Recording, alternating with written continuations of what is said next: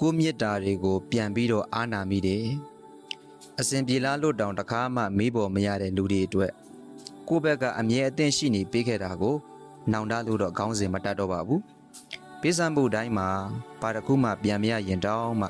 သင်ခန်းစာကတော့အလိုလိုရပြီးသားပါကိုအစင်မပြေတာကလွဲလို့အားလုံးကိုအစင်ပြေစေခြင်းခဲ့တာပါကိုမပြောတာကလွဲလို့အားလုံးကိုပျော်ရွှင်စေခြင်းခဲ့တာပါအရာရာအလျှော့ပေးရလွန်းလို့ထင်ပါရဲ့လူတကာအမြဲလိုအနိုင်လိုချင်နေကြတယ်အမုန်းပေးခြင်းဘူးဒါကြောင့်ပေးလက်စာနဲ့အရှုံးပဲပေးထားပါတယ်ထီလေးတစ်ချောင်းဟာလူတယောက်ကိုအရေးပေးဖို့အတွက်သူကိုယ်တိုင်နေဘူးတံကိုအရင်ခံရတယ်ဖဏလေးတရံဟာလူတယောက်ကိုတန့်ရှင်းစင်ကြယ်ဖို့အတွက်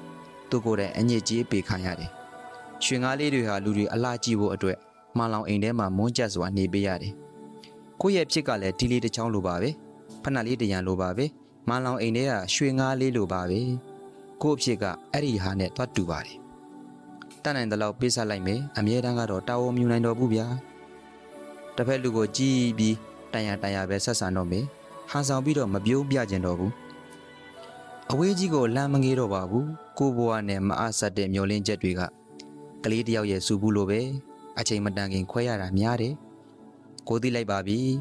နောက်ဆိုရင်ကိုနှစ်ရက်တွေကဖက်လက်စစာအုပ်တွေနဲ့ပဲပျော်နေပါတယ်